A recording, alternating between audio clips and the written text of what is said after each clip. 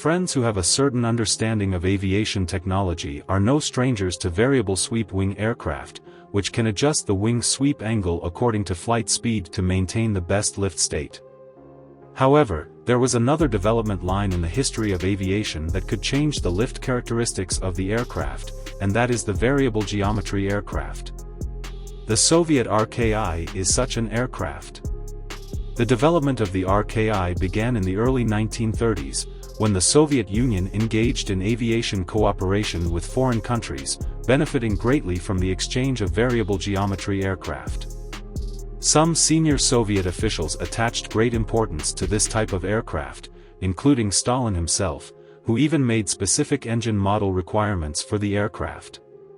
The initial test aircraft LiG-7 had a low monoplane structure with a relatively conventional fuselage and tail structure. The engine was located at the front of the aircraft, and the cooling structure was located at the rear of the fuselage, connected by heat pipe. The main wing of the aircraft was straight, and the outer wing of the wing root was retractable. When extended, it could increase the area of the entire wing, enhancing the lift of the aircraft during low-speed flight. In response to the 1938 requirements, the Soviet Union ordered the development of the PK-800 single-seat fighter based on previous technical explorations. This fighter was to use the M-105 engine, later changed to the updated M-106 engine. The name PK-800 was derived from the hope that this aircraft could break the speed of 800 km per hour at an altitude of 2,000 meters. Shortly after, this standard was slightly reduced to 780 km per hour. The fighter was equipped with two 20mm SHVAK cannons and two 7.62mm SHKAS machine guns mounted on the nose.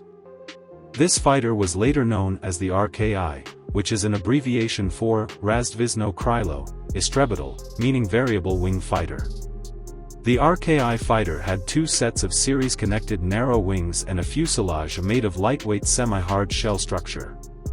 The retractable wing part used aluminum alloy with fabric skin, while the series-connected main wing used KHGSA-30 alloy steel to ensure strength.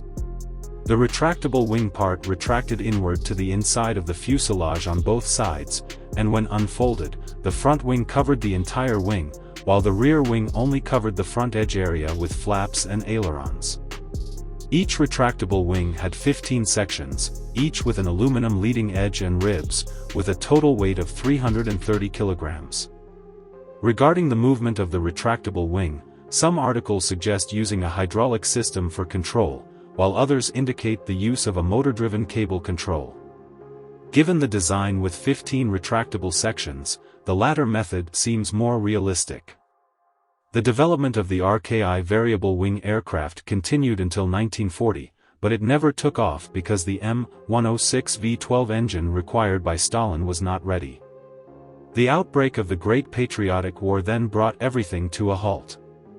The RKI variable wing fighter had a length of 8.8 meters, a wingspan of 8.2 meters, and an area of 11.9 square meters and 28 square meters when retracted and deployed, respectively. The total weight of the aircraft was 3,100 kilograms, with a single pilot, and the flight speed was far from the expected 800 kilometers per hour.